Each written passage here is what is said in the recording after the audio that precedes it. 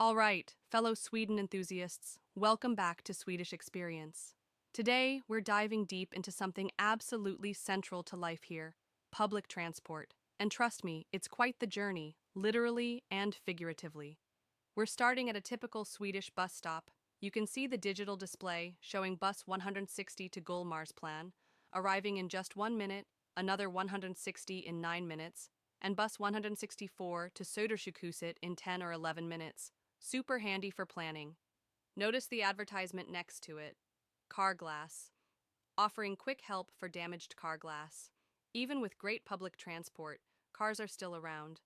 And see that little black box with info and a button? That's often for audio announcements for the visually impaired, a testament to Sweden's focus on accessibility.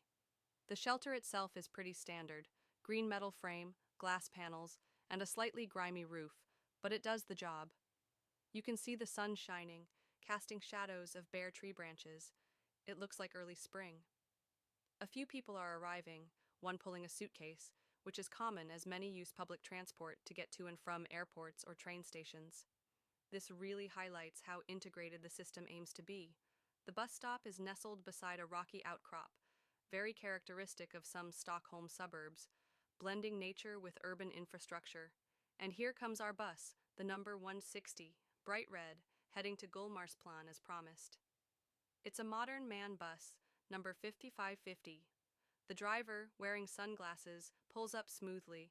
You can see the SL logo, that's Storstockholms Lokaltrafik, the public transport authority for Stockholm County. They are one of those key regional players responsible for the services, working with Trafikverket on the infrastructure. Several people, including the person with the cool green dinosaur-themed knitted sweater and a backpack, are getting ready to board, some with luggage. This efficiency is what we love, but it relies on a vast and often aging network. The bus doors open and passengers start boarding.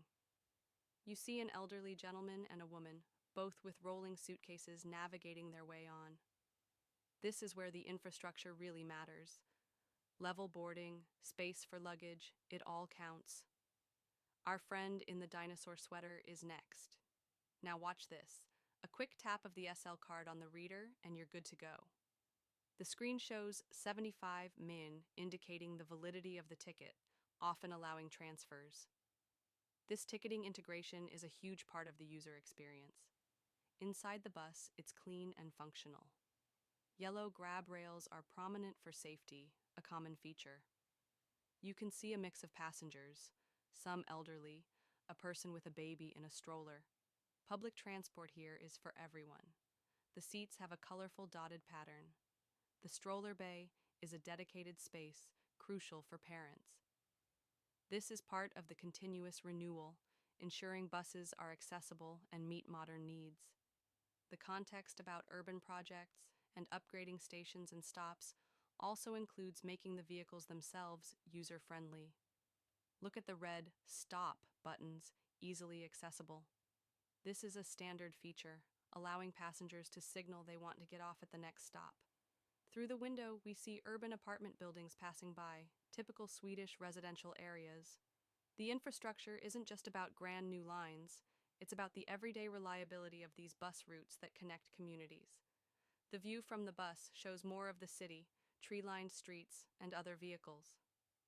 This daily commute for thousands relies on the maintenance backlog being addressed, as mentioned in our context. Now, we've switched scenes. We're at Gullmarsplan, a major transport hub. You can see the sign for bus stop B, with routes like 791, 794, and 796. A blue bus is parked. The shelter here has an ad for Postcard Lotteriet, a popular lottery, offering a chance to win $100,000 kronor. This is a busier, more central location.